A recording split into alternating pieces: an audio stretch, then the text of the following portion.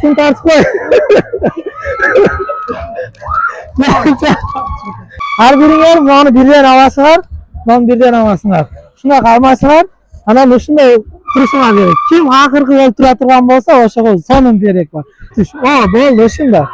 Şunda, kim akırkı tura turgan bolsa, oşa koy priz var.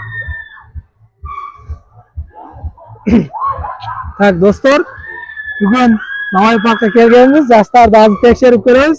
Kim kança saat, kança minuta turup beretken tekşeremiz, videonun akırına çeyin görüp durgular.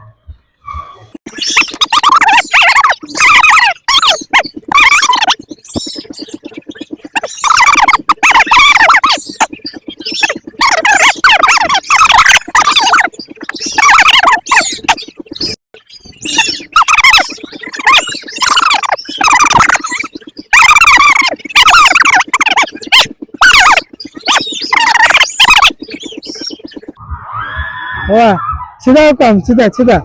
Нормальный. Давай. Güzel minut. Birinci iş. Atışçımız oyundan çıktı.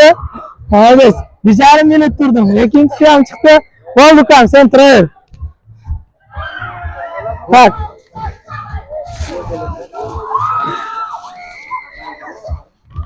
Tak, gel gelelim. Güzel gel bakalım. Sen tartışma.